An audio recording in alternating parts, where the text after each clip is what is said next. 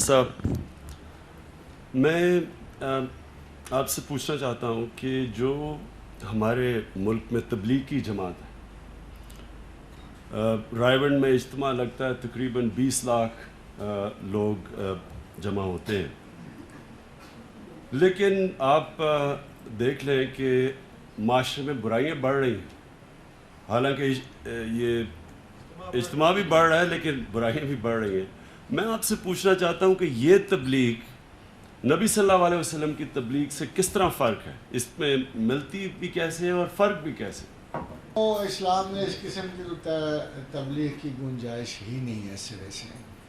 جو بنیادی حکم ہے تبلیغ کا، جو بنیادی حکم ہے ادعو الی سبیل ربک بالحکمت، یہ بنیادی حکم ہے. وبالموعظۃ الحسنۃ وجادلہم باللتی ہی احسن. یہ تبلیغ کے 3 طریقے اللہ نے بیان کیے قرآن حکیم میں.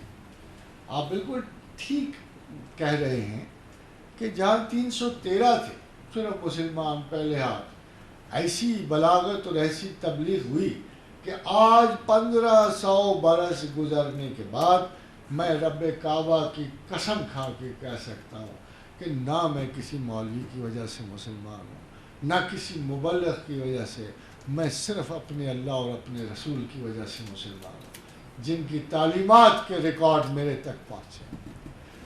تو اصل میں بات یہ ہے کہ دین کے معاملے میں خداوند کریم فہم کو بہت حیثیت دیتا ہے اور سختی سے منع کرتا ہے کہ کم فہم اور کم عقل جو ہے وہ دین کی تبلیغ نہ کرے. اس لیے اس جو آیت قرآن میں خدا کہ ادعو الی سبیل ربک بالحکمت، کہ خدا کے رستے کی طرف بلا مگر حکمت کے ساتھ. اب یہ حکمت کیا ہے؟ یعنی اگر اصول علم ہے تو حکمت اس کی execution. All medical sciences are the execution, حکمت ہے. تمام سائنسز حکمت میں آتی ہیں. تمام جنرل آگہی جو ہے زمین و آسمان کی، خواہ کاسمالوجی ہے یا اسٹرانومی ہے، خواہ وہ میڈیکل سائنسز ہیں، خواہ وہ جنرل جینیٹک سائنسز ہیں، یہ ساری کی ساری حکمتوں میں آتی ہے.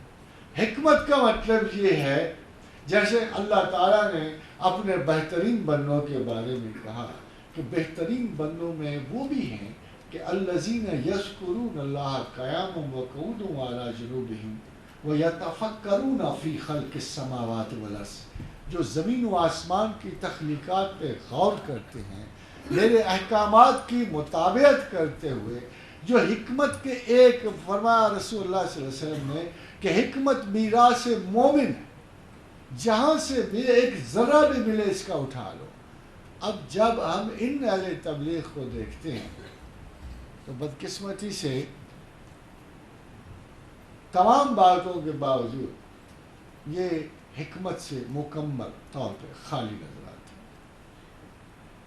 اور دوسری بات وبالموعظۃ الحسنۃ، اگر آپ کے پاس بات کہنے کا سلیقہ نہیں ہے، اگر بات ہر پھر کے 2 چلوں پہ ہی آ جاتی ہے کہ ہر طرف سے آپ ان کو 1000 تعلیم دے رہے ہوں، وہ آپ کو مسجد میں بلا کر چلے کھنچوانے پہ زور دیں گے. اور پھر سب سے بڑی خطا اسکول آف تھاٹ کی یہ ہے کہ یہ دین و دنیا کو جدا کرتے ہیں. اگر میرے نزدیک خان صاحب ایک شخص جو ایک دکان پہ بیٹھا ہوا ہے اور ایک چیز دینے سے پہلے تھوڑا سا خدا سے ڈرتا ہے اور یہ کہتا ہے کہ میں اپنے گاہک کو بری چیز نہ دوں، اور خدا سے ڈر کی وجہ سے وہ ایک اچھی چیز اسے دیتا ہے، تو وہ ان تمام اصفیاء سے وہ دکاندار بہتر ہے اور اللہ کا دوست. اور ایک کتنا ہی بڑا صاحب اقتدار جو ہے اپنی ہوس اقتدار میں اگر لوگوں کو دھوکہ دیتا ہے تو اس کا وجود جہنم کے شعلوں کے قابل ہے. وہ لوگ جو علم و حکمت کے بغیر، اخلاقی اقدار کے بغیر تبلیغ کے لیے نکلتے ہیں، اور تبلیغ کا ایریا اور وقت چھوٹا نہیں ہوتا. محمد عربی صلی اللہ علیہ وسلم نے تبلیغ شروع کی اور پر فورس شروع کیا. جب اللہ نے کہا کہ اب لوگوں کو تعلیم دو، صرف تعلیم دو، آپ پر اور کوئی جبر نہیں ہے. قبول کون کرتا ہے، اختیار کون کرتا ہے، یہ آپ کا کام نہیں ہے. آپ کا کام میسج پہنچانا ہے. مگر اس کے باوجود میسج پہنچاتے ان جوہلائے عرب کو اشراف عرب میں بدلتے 22 سال گزرے. آپ کا کیا خیال ہے کہ ایک ہفتے کے چلے میں ایک شخص جو ہے مستجاب الدعوات اور نیکوں کا سربراہ ہو کے نکل آتا ہے؟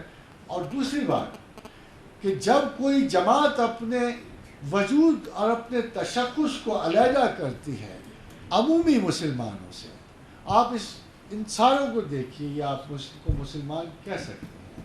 مگر جب ایک وجود اپنے آپ کو جدا کرتا ہے، ایک اسپیسیفک ایگزامپل بناتا ہے اور اپنے آپ کو ایک تقوی کا معیار بناتا ہے اور مقدسین میں شمار کرتا ہے، تو وہ خدا کے براہ راست خلاف کھڑا ہوتا ہے. اس خدا کے جو قرآن میں کہتا ہے فَلَا تُزَكُّوا أَنفُسَكُمْ، اپنے آپ کو پاکباز اور مقدس مت کہو. هُوَ أَعْلَمُ بِمَنِ اتَّقَىٰ، میں اچھی طرح جانتا ہوں تم جتنے متقی ہو. اور میں تو اللہ کی تائید و سنت میں یہی کہہ سکتا ہوں کہ یہ جو صبح و شام کی ریلیجس پکنک منانے والے، جب دیکھو پکنک ہو، گھر بیٹی کی شادی ہو رہی ہے، والد صاحب پکنک پہ چلے گئے، تمام فرائض کو چھوڑتے ہوئے، تمام فرائض کو ترک کرتے ہوئے. ایسے لگتا ہے کہ وہ فرائض ان کے نہیں تھے، وہ اخلاقی فرائض، وہ مذہبی فرائض. اور آپ حضرات روانہ ہو رہے ہیں، بستر اٹھایا ہوا ہے، فٹیگ پہ جا رہے ہیں.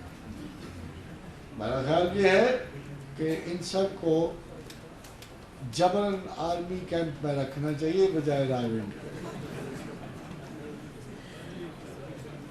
آپ کہتے ہو کہ ان کی دعا قبول نہیں ہوتی، میں کہتا ہوں اس سے تھوڑی سی آگے سی بات ہے. جب بھی یہ اکٹھے ہوتے ہیں کوئی نہ کوئی آفت ضرور آتی ہے.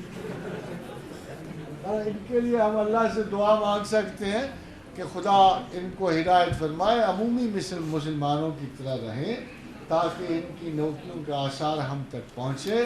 ان الذین فرقوا دینہم، جن لوگوں نے اپنے اپنے دین میں فرق کیا، وکانوا شیعا، اور علیحدہ علیحدہ گروہ بن گئے. لست منہم فی شیء، اے پیغمبر تو ان میں سے نہیں ہے. اب اتنی واضح وارننگ کے ہوتے ہوئے میں تبلیغی نہیں ہو سکتا. اسلامی